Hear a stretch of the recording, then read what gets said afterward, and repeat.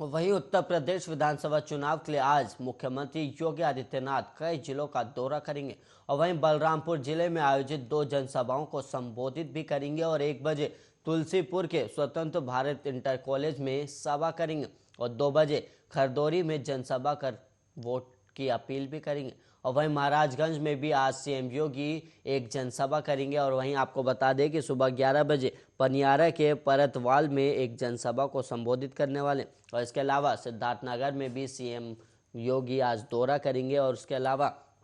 कपिलवस्तु और डुमरियागंज विधानसभा में भी सीएम योगी की जनसभा है। और इससे पहले सीएम योगी आदित्यनाथ ने गोरखपुर में एक जनसभा पर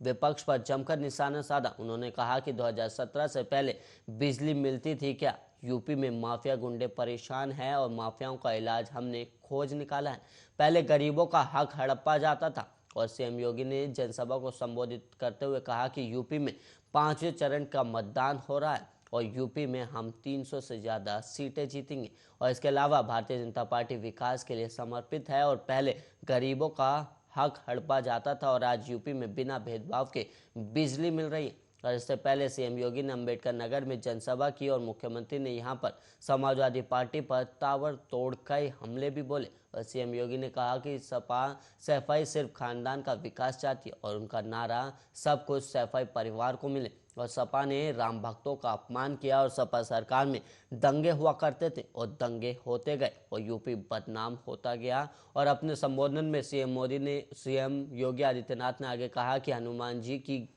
गदा लेकर घूम रहे और उनका नारा सबका साथ सफाई परिवार का विकास है। और यह कथित समाजवादी लोग उपलब्धियां गिनाते हुए मुख्यमंत्री आदित्यनाथ ने कहा कि 2017 के पहले बिजली नहीं मिलती थी और यूपी में आज कोई भेदभाव नहीं हो रहा।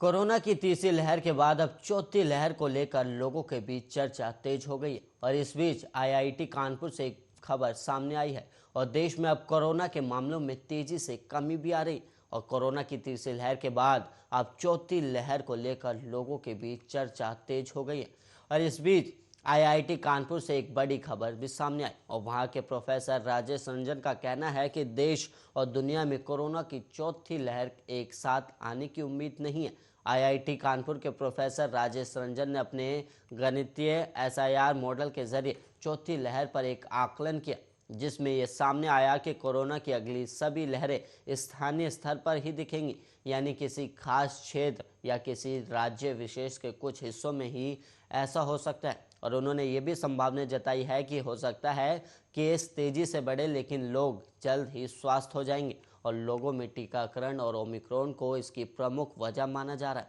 हालांकि उन्होंने कहा कि हमें ये देखना होगा कि नई लहर कितना नुकसान पहुंचाती है, लेकिन अब पहली और दूसरी लहर जैसे हालात नहीं होंगे।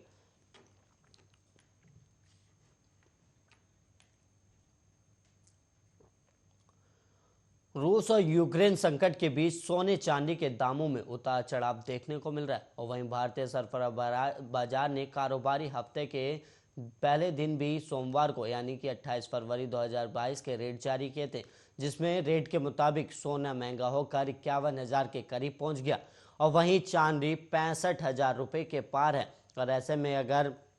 सोने की कीमत बताई जाए तो सोमवार को सुबह 999 प्योरिटी वाले 10 ग्राम सोने की कीमत में 223 रुपये का उछाल आया था और इसी के साथ सोने की कीमत 50,890 रुपये हो गई, जो बीते कारोबारी दिन 50,667 रुपये प्रति 10 ग्राम थी। और वहीं चांदी भी महंगी हुई है और चांदी की जो कीमत है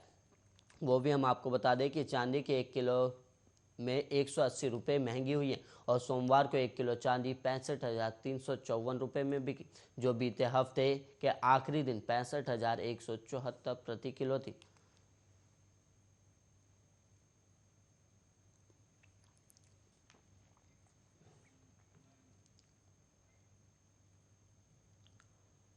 और वहीं हाईवे पर एक वाहन की टक्कर से कांवड़िए की मौत हो गई और मौके पर पहुंची पुलिस ने घटना की सूचना मृतक के परिजनों को दे दी और वहीं साथ ही शव का पंचनामा भरकर पोस्टमार्टम के लिए भी भेज दिया गया। और पुलिस टक्कर मारने वाले वाहन की तलाश कर रही है। और वहीं आपको बता दें कि गौतम बुद्ध नगर जिले के ग्रेटर नोएडा निवासी उदय नारायण अपने साथियों के साथ हरिद्वार से कावड़ लेने आए थे और वो कावड़ लेकर नारसन कस्बे के तिराहे पर पहुंचे तो एक अज्ञात वाहन ने टक्कर मार दी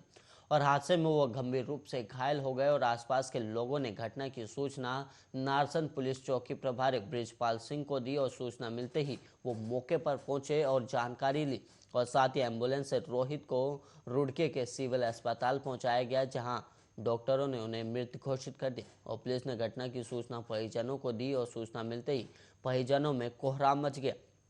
और वहीं कार्यवाहक कोतवाली प्रभारी रफत अली ने बताया कि शव का पंचनामा भर पोस्टमार्टम कराया जा रहा है और साथ ही जिस वाहन ने टक्कर मारी उसकी तलाशी के लिए आसपास के लगे कैमरे भी खंगाले जा रहे हैं।